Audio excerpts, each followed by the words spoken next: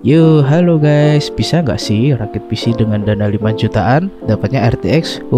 Pastinya bisa dong. Di video ini, saya akan membagikan pengalaman saya dalam merakit PC yang saya gunakan untuk rendering, gaming, editing, live stream, dan juga mencoba generate image AI dengan Stable Diffusion. Ini sebetulnya adalah hasil upgrade dari PC saya sebelumnya. Pada video rakitan saya yang 4,6 juta itu, saya hanya upgrade beberapa part PC saja dan sisanya masih tetap sama.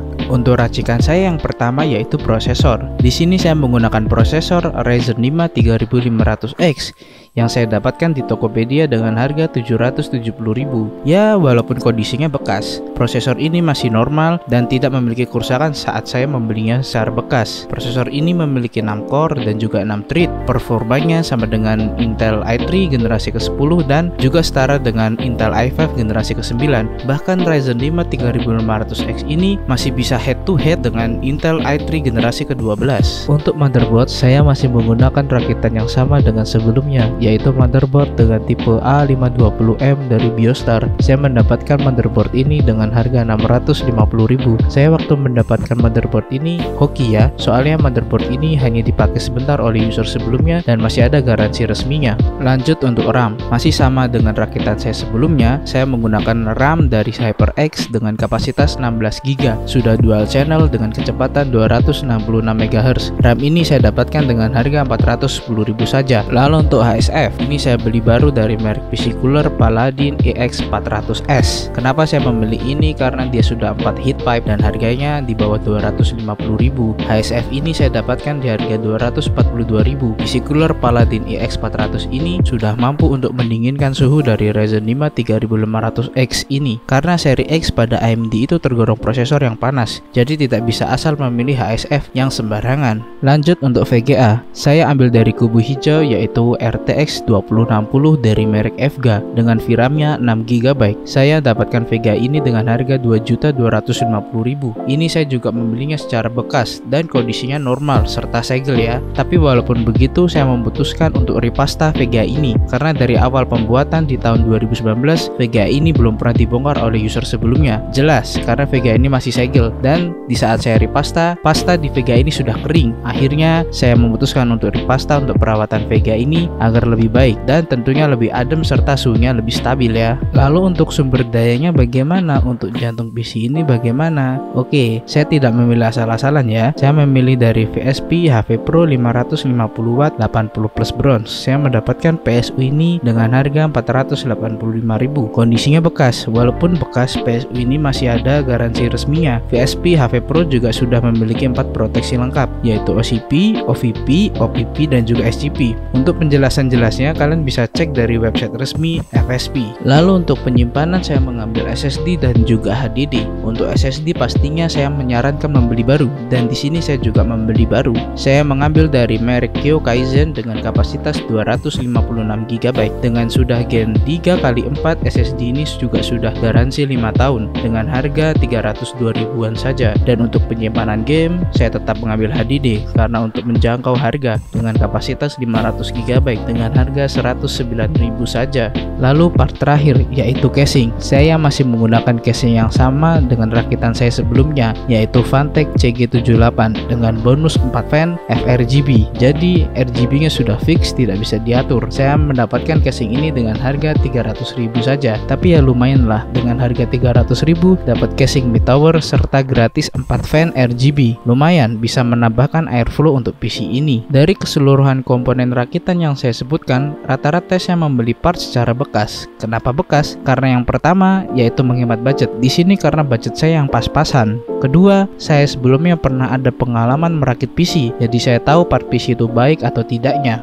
Jangan asal membeli part secara bekas. Ada part yang tidak saya sarankan membelinya secara bekas, yaitu SSD dan PSU. Kenapa dua part ini saya rekomendasikan untuk membeli baru? Karena untuk umur part baru jelas lebih bagus dan lebih lama, serta dia ada garansinya, jadi lebih lama juga garansinya. Serta harga bekas dan baru dari part SSD misalnya atau PSU itu tidak terpaut jauh. Dan sisanya jika kalian terpaksa membeli part secara bekas seperti saya ini, usahakan masih segel dan juga masih ada garansinya. kita, baik itu garansi secara personal ataupun garansi resmi, karena itu dapat membuat kita merasa aman saat membeli part PC secara bekas. Oke, langsung saja kita melakukan pengetesan untuk rakitan ini. Bagaimana dengan performanya, hasil benchmark, gaming, editing, serta rendering. Dan juga terakhir kita akan mencoba generate gambar AI dengan Stable Diffusion. Oke, let's check it out.